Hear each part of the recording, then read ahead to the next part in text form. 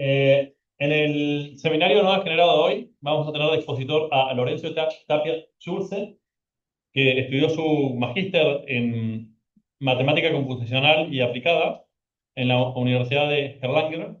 Eh, y el tema de su charla va a ser un modelo matemático para el movimiento quimiotáctico de neutrófilos en entornos inflamatorios. Así que los dejo con su expositor. Y, bueno. Muchas gracias, Luis. Buenas tardes. Para introducir la charla de hoy, voy a invitarlos a que se acuerden cuando ustedes han tenido una herida, y esta herida se inflama, se infecta, y después pasa un rato y ya, tiene que pasar la curación, se sana, ¿cierto?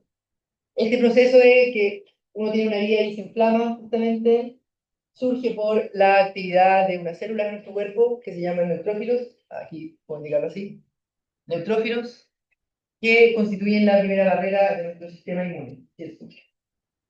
Y esta actividad de los neutrófilos, esta actividad inmunológica, puede representarse a través de un modelo simple, matemático, ocupando modelos que ya existen para procesos biológicos. Entonces, en el contexto justamente de Magíster de Matemáticas Aplicadas en la Universidad de Erlangen, el trabajo fue basado en un experimento de un grupo de investigación de un doctor en otra universidad, representar la actividad de los neutrófilos, la actividad que él describía en su experimento, usando un modelo matemático y contrastar el análisis cualitativo de este modelo, después de simularlo, con los resultados del experimento. Así que la charla de hoy va a ser bastante más aplicada, donde vamos a contrastar cómo un modelo matemático refleja o replica el comportamiento de células, de seres vivos, en un experimento completamente biomédico. ¿Sí? Para partir, vamos a hablar un poquito de contexto. Tenemos, primero que todo, la respuesta inmunológica en el cuerpo humano. Entonces, nuestro objeto de estudio son estos neutrófilos, que son células de glóbulos blancos que están en nuestra sangre. Aquí vemos uno. Tienen un núcleo que tiene varios lóbulos, ¿sí? Está como fragmentado en varios lóbulos, por eso se le llama que son células polimorfonucleares. De ahí viene la abreviación PMN. Y como bien sale ahí, pertenecen a la primera línea del sistema inmune. O sea, cuando usted se ve atacado por una bacteria o un patógeno, estas células son las primeras que llegan y tratan de eliminarlo. Tienen varios mecanismos de defensa, pero el más conocido es la fagocitosis. ¿Esto qué quiere decir? Quiere decir que el neutrófilo se acerca al patógeno, lo envuelve de cierta manera y después lo destruye. ¿Ya? Bueno, esta foto fue tomada por Peter Maslach y esta viene de la Sociedad Americana de Hematología, pero hay un video justamente de este señor, del investigador que hizo el experimento, donde podemos ver, apreciar la fagocitosis, y eso se los quiero mostrar. Entonces acá vamos a ver que en rojo está la bacteria parada, ¿ya? Hay varias, esto está en una cápsula envuelta en un medio extracelular, y luego se van a acercar los neutrófilos, que están en blanco, se están moviendo ahí, uno, después viene el siguiente, y empiezan a envolver la bacteria y justamente atacarla y a destruirla. Así que tenemos aquí la fagocitosis en acción, ¿ya?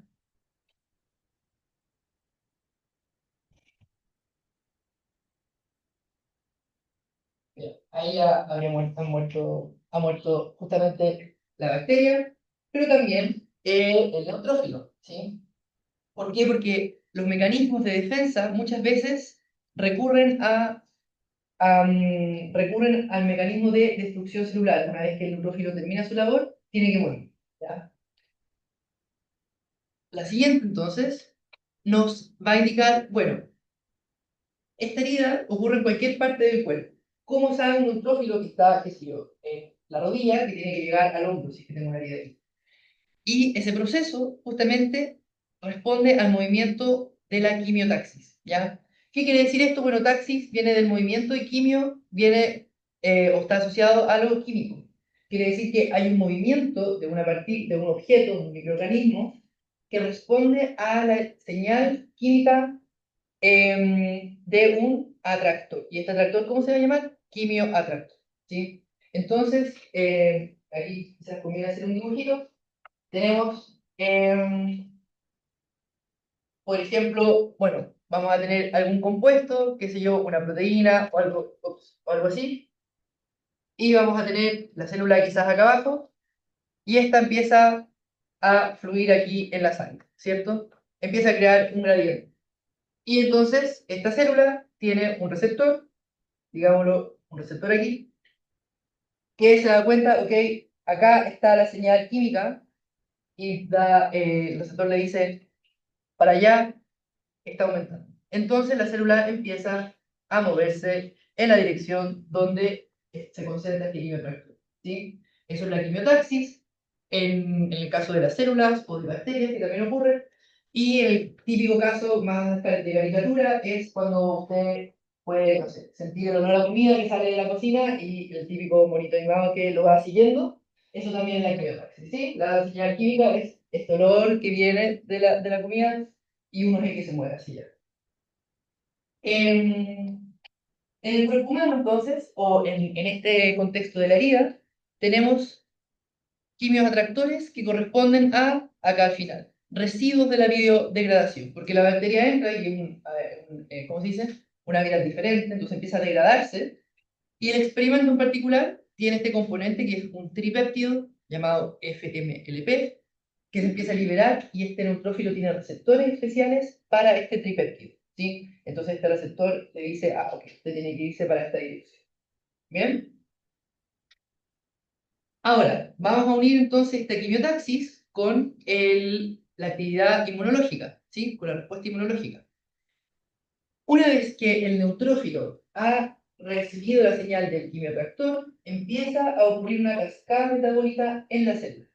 Entonces ocurren varios procesos.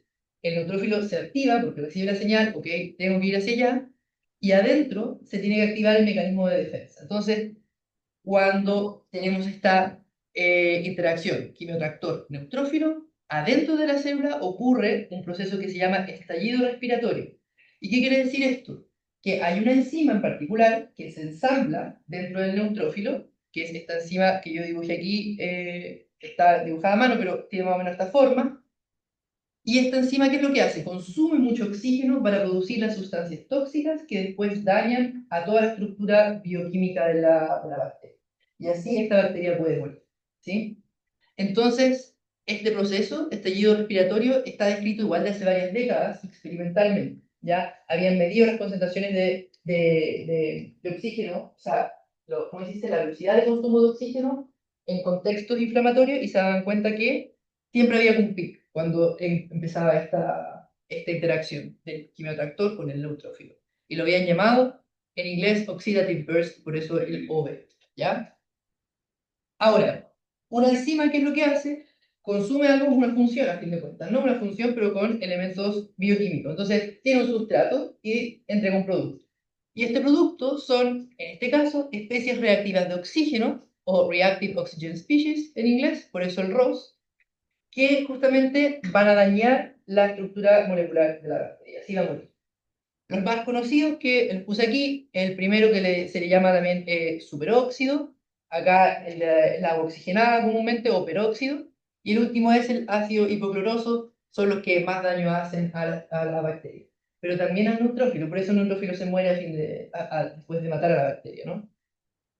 Ahora, investigaciones actuales sobre los niveles del arroz han dicho que en niveles más bajos también tienen un rol funcional como en la movilidad del neutrófilo, ya regulan más o menos cuán rápido se mueve o cosas así, pero también inducen el mecanismo de muerte celular o también autofagia, que se llama. ¿Bien? Así que tenemos estos procesos, la quimiotaxis asociada ¿cómo se dice? Al ingreso de una bacteria, y después lo que pasa dentro del neutrófilo, este estallido respiratorio para prepararse y destruir la bacteria. El experimento entonces que hizo este doctor Michael Gruber de la Universidad de Regensburg con un grupo de investigación en su hospital clínico fue justamente estudiar la interacción entre la producción de estas ROS, de estas especies tóxicas, con la quimiotaxis, ¿ya? Entonces él se dio cuenta que estos puntitos blancos representan un neutrófilo. Entonces los neutrófilos se empiezan a mover, pero empiezan justamente a producir estas especies tóxicas ROS. Y él relacionó los picos de producción de ROS con un retardo en su movimiento. Entonces, esta quimiotaxis, si bien está inducida por algo externo, el neutrófilo, al producir estas sustancias tóxicas, empieza a retardar su movimiento, ¿ya? Y eso fue lo que él encontró en su experimento, y el modelo justamente trata de replicar este experimento y ver, ok, si sugerimos un modelo de ciertas características, lo simulamos, podemos replicar esto, sí o no, ¿sí? También hay un video que también lo replicó el doctor Rubens sobre su experimento mismo, ¿ya? Entonces, aquí, y acá en blanco tenemos los neutrófilos que se están moviendo, ¿ya? Ya han llegado donde está el quimiotractor, y en rojo empieza la producción del ROS, ¿cierto? Y vemos que estos neutrófilos empiezan a detenerse, y después en azul significa que ya están muertos, ¿sí? Ya han incurrido a la muerte celular. Lo voy a poner igual de nuevo el video, para que quede más claro. Recuerden, el blanco es el neutrófilo moviéndose por la quimiotaxis, ¿ya? Y el rojo es las sustancias tóxicas, las ROS, que se están produciendo. Y este movimiento coincide que empieza a detenerse cuando hay más producción de ROS. Y ya una vez que está en azul, significa que la célula ya no. ¿Sí?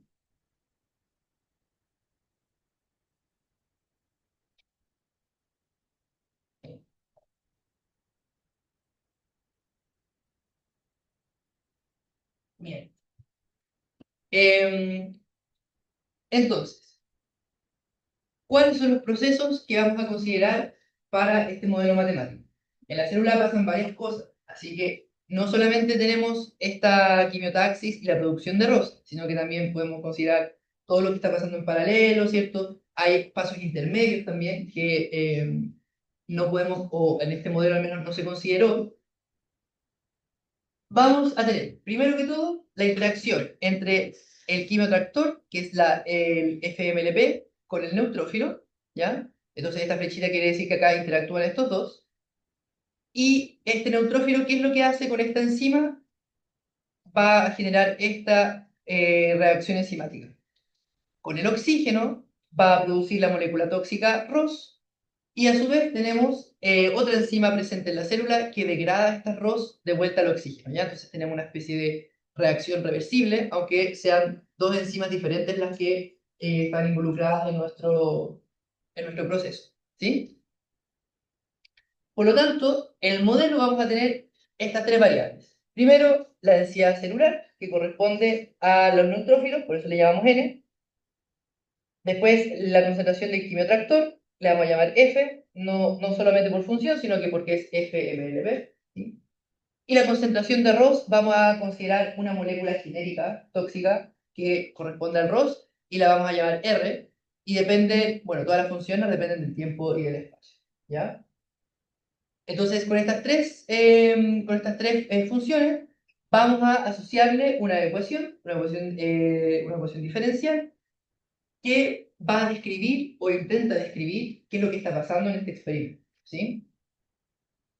Partimos con la densidad celular. Antes de, perdón, un poco sí, la configuración geométrica para poder representar más o menos el experimento. Esto está en una cápsula, entonces algo rectangular, donde tenemos el dominio aquí omega, ¿sí? Y la frontera vamos a considerar que tiene tres partes. Ya la frontera derecha, donde van a estar los neutrófilos concentrados, después la frontera izquierda, donde va a estar el quimiotractor, y la frontera superior e inferior, que queremos que no pase nada en los extremos de arriba ni abajo, ¿sí? Solamente queremos ver el movimiento de manera horizontal, ¿bien?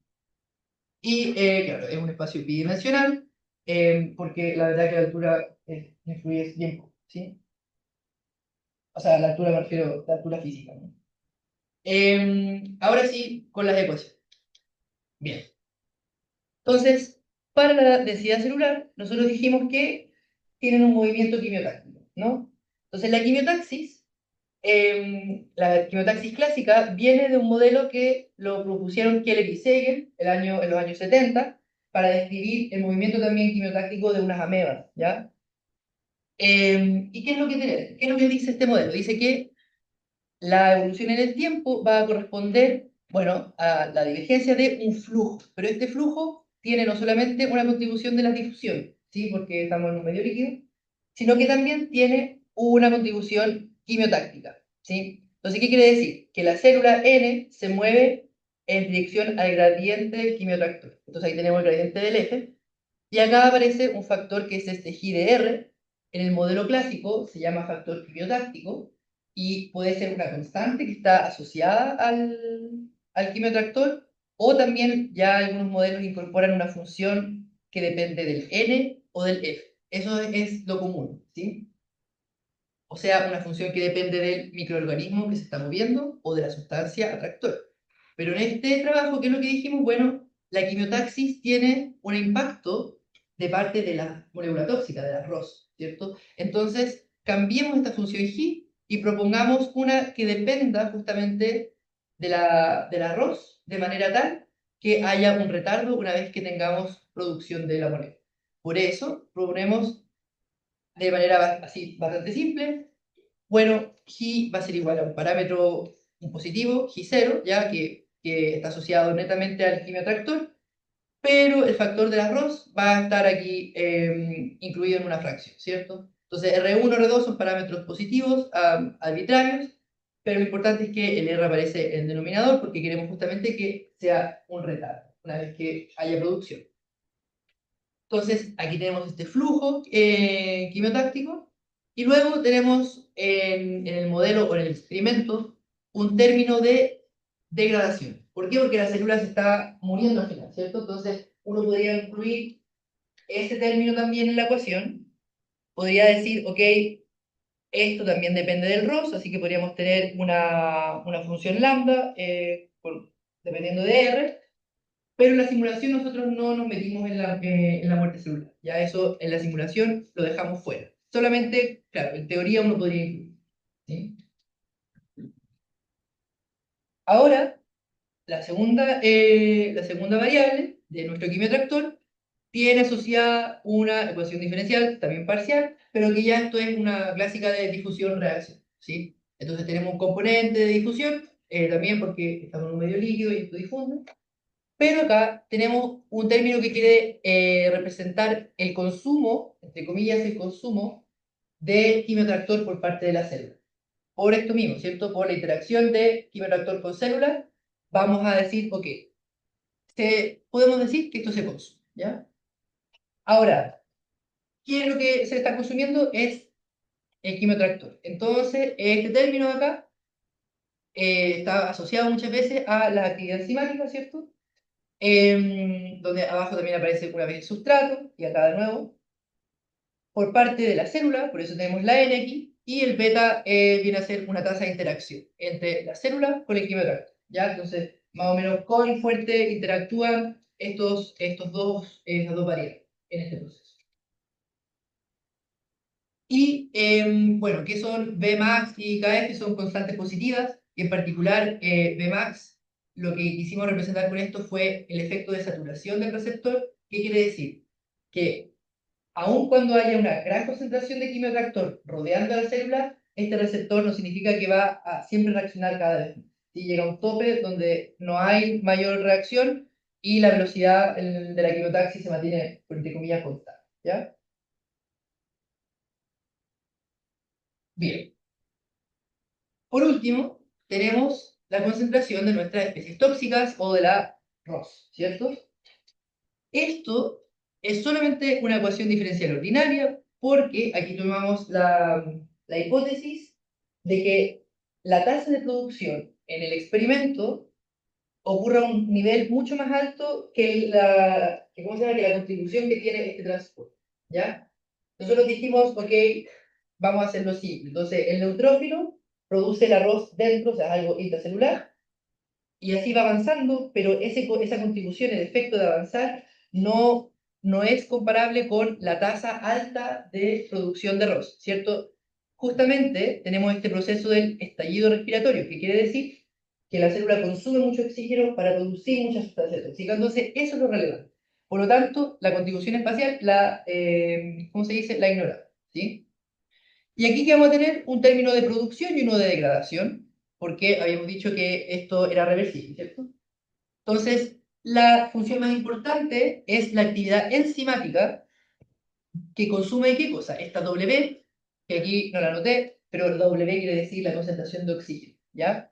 Entonces, la W está siendo consumida por una enzima y esta reacción enzimática responde al modelo de Michaelis-Menten, ya que ellos también, creo que a principios del siglo XX, dijeron, ok, hay un modelo con cierta hipótesis que describe más o menos cómo es el comportamiento a largo plazo de una enzima, ¿sí? Entonces, ¿qué tenemos aquí? Tenemos el sustrato nuevamente, arriba y acá abajo, y tenemos, primero, la velocidad máxima de producción de la enzima, que es este Vm1, y también abajo tenemos una constante que se llama constante de Michaelis-Menten, que está asociada a la coeficiente de velocidad de la reacción misma, la reacción enzimática, ¿ya? Entonces, este término, ¿qué quiere decir? Que la velocidad de producción del arroz es esta función V1 de doble, ¿sí? Además, podemos tener aquí dos funciones, eta de f y rho de n, que van a representar la interacción o la influencia, mejor dicho, del quimiotractor y de la célula en la producción, ¿cierto? Dijimos que esta producción de arroz ocurre solamente cuando ya a partir de la quimiotaxis, así que ahí está la F presente. Y además que dijimos que la producción de arroz ocurre ¿dónde? Dentro de la célula. Entonces aquí vamos a tener una función que relaciona la célula también con la producción. Estas dos funciones sí son más arbitrarias. Ahí cuando les junte todo el modelo les voy a mostrar cuáles son las que usamos para la simulación. Y por último tenemos un término acá de degradación, que es una función, claro, V2 de R, que también termina siendo una función arbitraria, al menos en este trabajo, ¿sí? Entonces ahí tenemos la evolución de nuestra célula, la evolución en el tiempo del quimioreactor y también la evolución en el tiempo de nuestra sustancia tóxica. Todo eso conforma ahí un modelo donde para un tiempo finito, eso hace sentido porque el proceso biológico termina, ¿cierto? El experimento también termina. Y un punto aquí en nuestro dominio vamos a tener, primero, la ecuación asociada a la densidad celular. Fíjese aquí que ya no aparece el término de degradación, ¿cierto? Le dije que esto no iba a estar. Luego, la evolución en el tiempo del quimiotractor, eso se mantiene. Y acá, para la producción de nuestra función ROS, tenemos aquí esta función con la F, dijimos que va a ser una dependencia lineal. Y acá también, de nuevo, una actividad, por así decirlo, enzimática, ¿ya? Que relaciona aquí el N con la producción de la N, ¿sí? Bueno, y como tenemos acá dos EDP, entonces ahí tenemos nuestras condiciones de frontera. Para el primer caso de la densidad celular, ¿qué es lo que queremos? Que esto no se escape del dominio. Entonces al final dijimos, ok, una condición homogénea de tipo Neumann, que este gradiente, la componente normal, se hace en toda la función. Y por último, para nuestro quimioreactor, ¿qué es lo que queremos? Que esto no se escape por arriba ni por abajo, ¿sí? Pero sí que se vaya en movimiento de manera horizontal. Entonces, fijamos ahí las concentraciones en el borde derecho e izquierdo, pero arriba abajo queremos que no se escape. Así que tomamos ahí la componente normal, 0 en el borde superior e inferior. Y los valores iniciales, acá son valores iniciales también arbitrarios, ¿ya? Pero lo importante aquí es que la concentración de Ross parte en cero, ¿cierto? Entonces, no hay reducción al principio del experimento y esto empieza a ocurrir una vez que la N con la F empiezan a interactuar. ¿Bien? Entonces, este modelo fue algo que se sugirió, como les digo, es una adaptación de mezclar dos modelos que ya existían, ¿sí? Y lo que se hizo en este trabajo fue, ok, simulémoslo para estos parámetros, que son todos los parámetros son no negativos. Veamos también de manera más o menos arbitraria, cómo podríamos tener un resultado y este resultado, cómo se compara con el resultado experimental, ¿sí?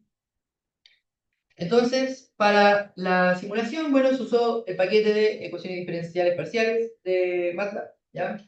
Que ellos lo que hacen es, bueno, se discretiza aquí el dominio con triángulos, así como pasado los elementos finitos, ocupan una interpolación polinomial y después con algoritmos de diferenciación numérica encuentran la solución, ¿ya? La verdad es que el algoritmo que ellos desarrollaron fue para este paquete, ya yo no me metí mucho más en eso, pero sí alcancé a notar que no es como un algoritmo, no sé, que use quizá de manera general, sino que ellos desarrollaron uno particular para este paquete, ¿sí? Y en particular, que largo ocupamos el uno, entonces, o sea, largo 2 va a ser, ¿cierto? Pero uno a la derecha y uno a la izquierda. Y a altura aquí también fue 0,1, eso también fue arbitrario.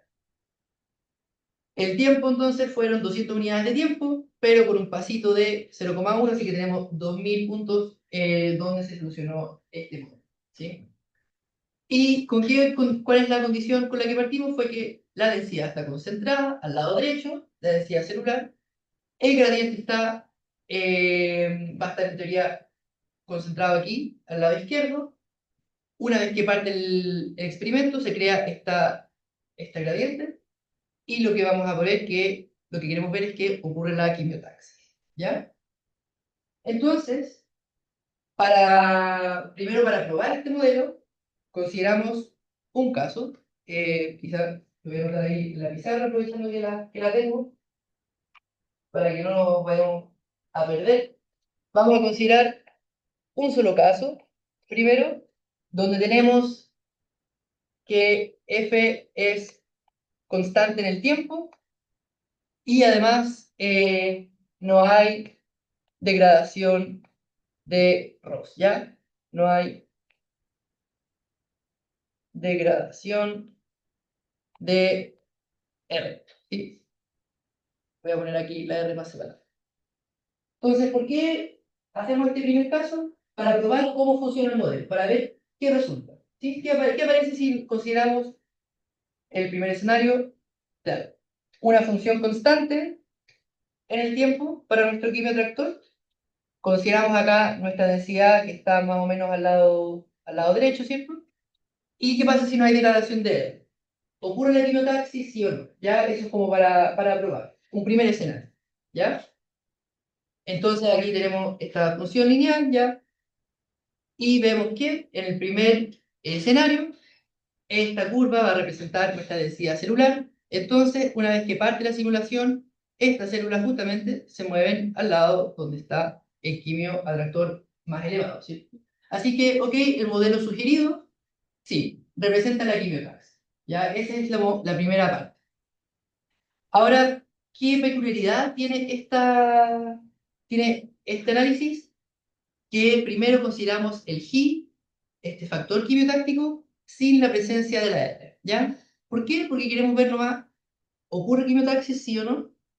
Pero ahora, ¿qué pasa si le agregamos la R? ¿Es más lento, sí o no? Esa era la otra contribución ¿cómo se llama? De las ROS y también el otro comportamiento que queremos replicar, ¿cierto?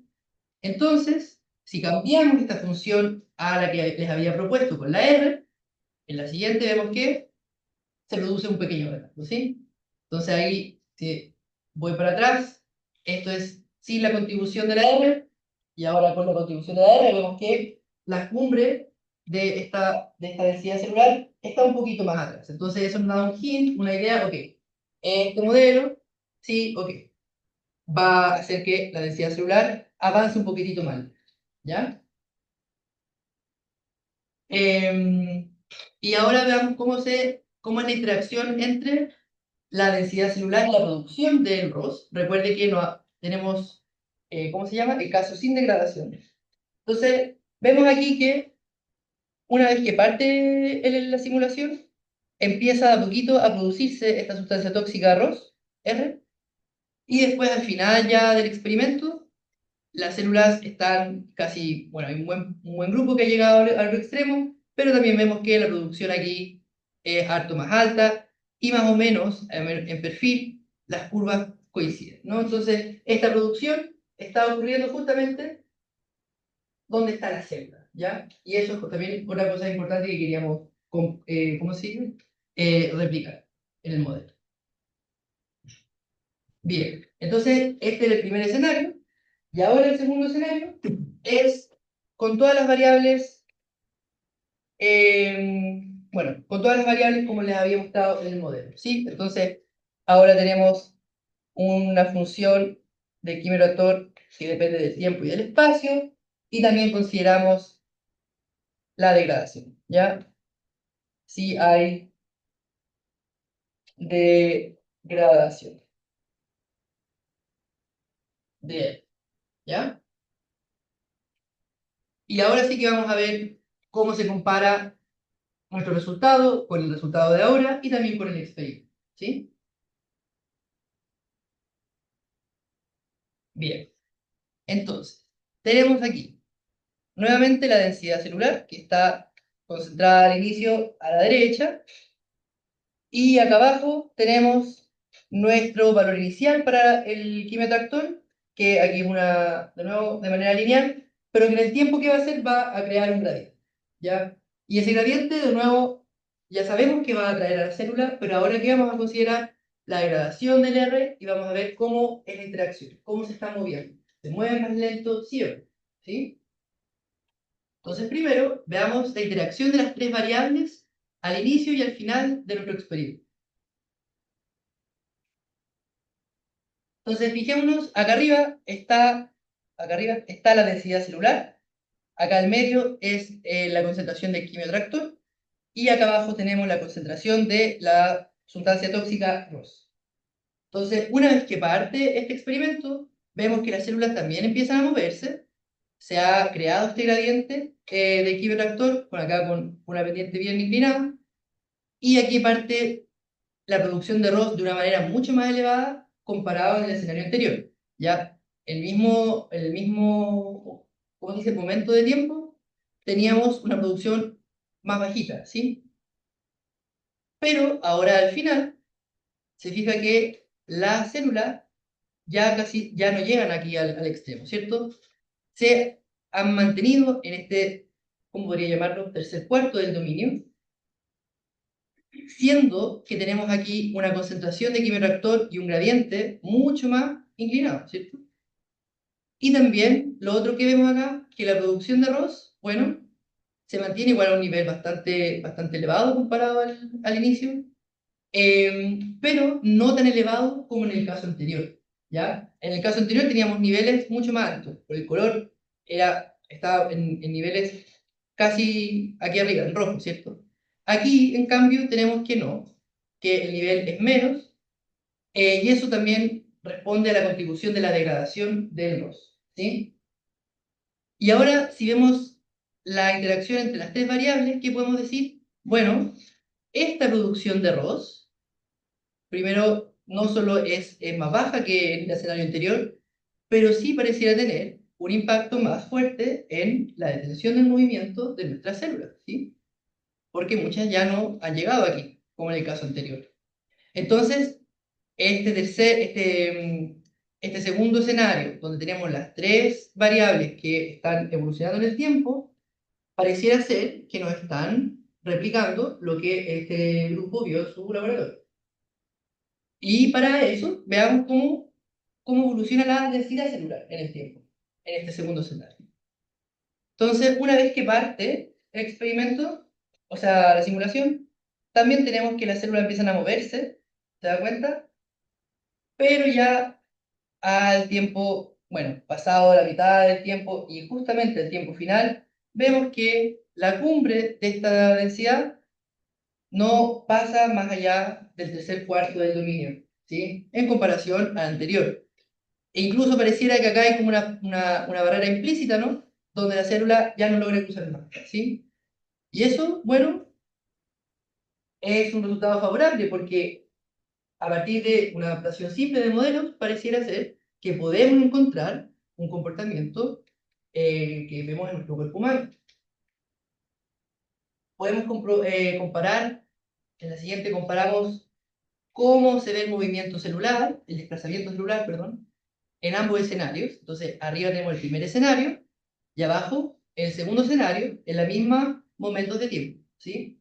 Entonces, al inicio, claro, al inicio quizás la diferencia no es tan grande, pero ya en el caso del 120, si bien la cumbre puede que esté más o menos similar, aquí, cercano al borde derecho, vemos que el comportamiento difiere bastante, ¿sí? O sea, las células que están acá adelante parecieran que no avanzan mucho más comparado con el primer escenario.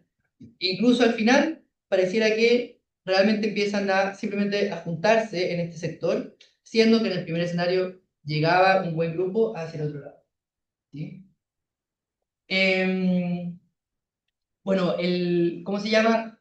A esta curva uno le puede calcular el centro de masa, como para hacer la comparación ya un poquito más con números, y aquí está justamente la comparación. La curva roja es el primer escenario y la curva azul es el segundo, y aquí en el eje vertical tenemos el desplazamiento, ¿ya? Entonces aquí parte la célula, en este punto 0,8, y empieza a moverse hacia este lado. Entonces, ¿cuánto se mueve en el tiempo? Eso nos indica la curva roja.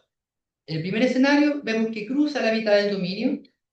En el segundo escenario vemos que el centro de masa ni siquiera logra cruzar la mitad del dominio y bueno, y por la curva parecía de que no lo va a lograr. ¿Sí? Como les digo, para atrás, voy a volver al modelo. Este modelo es algo bien simple y hubo varias funciones que son arbitrarias, ¿no? Esto de aquí, por ejemplo, también esta de acá, la G. Sin embargo, a partir de esto, pudimos replicar un comportamiento experimental. Y esa contribución fue también algo nuevo, ¿sí? Hasta ahora no se había hecho, al menos lo que habíamos hablado con el señor el doctor Gruber, no se había hecho. Entonces, es un primer paso para poder describir una respuesta de nuestro sistema inmune desde la matemática, ¿sí? A este tipo de sistemas debiera también poder resolverse analíticamente, ¿sí? Entonces también falta todo aquí un análisis matemático, usando teoría, ¿cómo se dice?, de distribuciones, con espacios de software, cosas así. Uno podría encontrar condiciones para plantear bien este sistema, ¿cierto? Eso también queda por hacer. Y lo otro es contrastar todos estos parámetros, sobre todo, con datos experimentales, ¿cierto? Con datos experimentales que hacen los grupos de inmunología, con pacientes que tienen alguna deficiencia o que puedan donar sangre, para poder encontrar, ok, cómo responde nuestra enzima, cómo responde este quimiotractor, qué parámetros lo podemos asociar y cómo podemos contrastar nuestra simulación con los datos que vienen de los experimentos, ¿sí? Todo eso está bien. Y todo eso es justamente, bueno, para mí sería como el interés de que se pudiera seguir profundizando. Y es un trabajo completamente interdisciplinario y yo lo encuentro también muy interesante y que puede tener un impacto en terapias y también en el aporte desde la perspectiva matemática para poder entender estos conceptos que en el experimento a veces uno no lo va a poder encontrar. Así que estoy muy agradecido por la invitación. Muchas gracias por la atención y bueno, si tienen preguntas las pueden hacer. Yo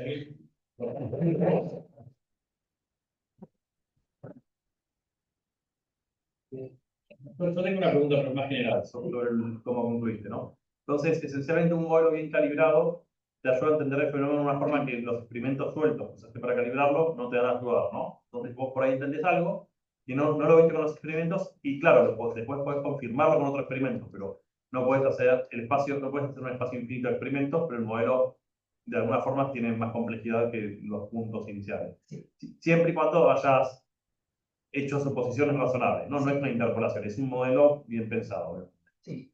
Entonces, la utilidad del modelo se hizo y acelera el desarrollo y la experimentación y el entendimiento. Sí, Sí. sí, sí, y también porque a estos modelos, por ejemplo, este modelo responde, me fui para adelante, responde a este proceso, ¿no?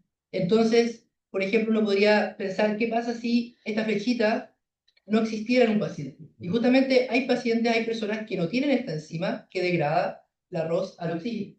Entonces ahí uno puede justamente adaptar el modelo y decir, ok, consideremos que esta componente no está. ¿Cómo se ve matemáticamente la respuesta? Veamos ¿pasa esto así en el experimento o no? ¿O qué pasa si es que una persona no puede vivir para contar justamente qué sucede si es que mi enzima, o claro, si es que mi célula no tiene esa enzima, pero quizás el modelo sí que lo puede? ¿Alguien más tiene alguna pregunta? De preguntas en el modelo. Sí, ¿Qué son esas DN y DF? esos son los coeficientes de difusión asociados a la célula y al quimiotracto. Son números. Sí, son números no negativos. Bueno, dijiste que aún no han hecho un estudio analítico de, por ejemplo, de existencia de soluciones. Exacto. No hay. No, sí.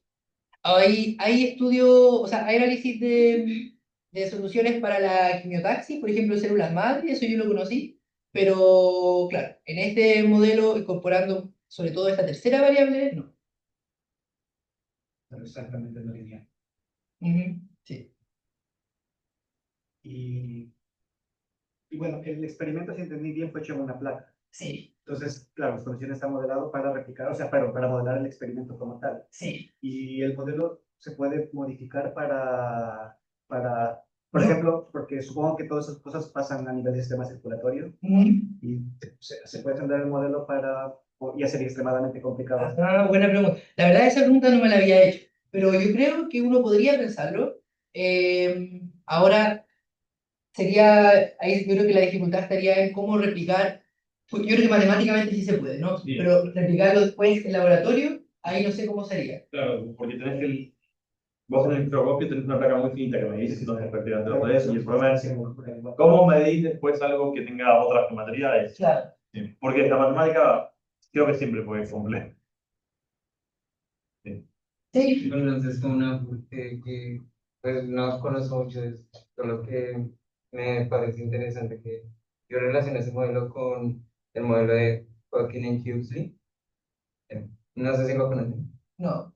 que es como el que describe los potenciales de una acción en una neurona Ujú. y entonces le agregan a corriente externa. Ok. Entonces, pues me hace recordar ese tipo de modelos que tienen mucha similitud, ya que pues también ah, lo que ocurre es que en la neurona se genera un campo eléctrico y por medio de los canales de iones ah, se genera pues, chévere. Ya. Pero No, no conocía ese modelo. ¿Cómo se llama? el modelo de Joaquín Incluso. Vale, ok. Podría verlo, sí. Una última consulta que solo es por curiosidad. Sí. Porque tú mencionaste que no profundizaste mucho en cómo hicieron la implementación del algoritmo. Exacto. Ujú. Pero tal vez sabes porque dices que lo hicieron a través de elementos finitos. ¿Sabes qué base eligieron para ¿Cómo se llama? Fue una interpolación usando, ay, ¿cómo eran los elementos de Lagrange? Algo así. polinomios interpolares? Sí, polinomio interpolable de Lagrange, sí. Eso hasta ahí llegué. Sí. Yo tengo una pregunta. Entonces, ustedes en alguno de los casos sí digamos, la simulación que hicieron sí replicó alguno de los resultados obtenidos en el Experimental, sí.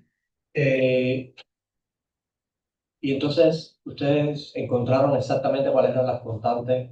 No, no se hizo como un fitting de data, no se hizo. Solamente fue justamente eso, un análisis cualitativo de la simulación y versus el experimental, pero no más fitting. Ya, entonces, no saben cómo más o menos recuperar qué es lo que está pasando. Pues yo creo que en el caso particular de este experimento sí se podría porque el grupo de investigación logró justamente tener cifras de cuánto se retardó el desplazamiento versus cuánto era la producción de estas ROS. Ellos hicieron esa comparación, pero nosotros no nos metimos ahí. Sí. Eso siento que es como un tipo que, como tú dices, en otros tipos de contextos que puede ser muy distinto como actuar encima o otra cosa así, a lo mejor te conviene tener una idea de cuáles son ese tipo de Sí, constantes. sí, de todas maneras. Sí. Sí. La parte de la quimiotaxis cuando dio la expresión de ese R, del Sí. cual, el R minúscula, ¿no? Sí, Del cual era el refractor que ustedes lo quitaron y dieron esa expresión por el gradiente. ¿Cuál fue el valor máximo que pudo alcanzar cuando a ustedes les interesó? Y cuando dieron el retractor, ¿cuál fue el valor mínimo? Bueno, o el máximo también que alcanzó y el mínimo con respecto a al que está en el R minúscula y cuando lo colocaron. Cuando no está y cuando está. Usted dice como aquí, el, aquí cuando no está, Sí, exacto, ahí. el valor máximo de, usted se refiere al desplazamiento. Sí, Eh, creo que eso no lo hicimos. Yo creo que sí, creo que eso no lo hicimos. Sí. O sea, hay una comparación con el centro de masa, pero no la incluía aquí en la presentación. ¿Sí? ok. No, sí, porque me parece interesante por el tema del gradiente, ¿no? Ujú. Siempre hay como la parte de optimizar eso. No sé si sea importante en este contexto, optimizar el desplazamiento o no tiene nada que ver con respecto al experimento que se está haciendo. No, yo creo que el experimento trataba de más bien observar el comportamiento de los neutrófilos, más allá que modificarlos. Ok. Sí, sí.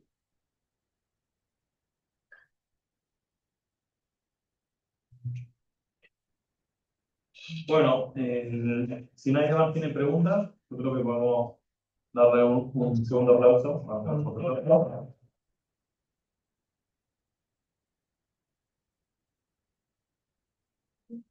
Estamos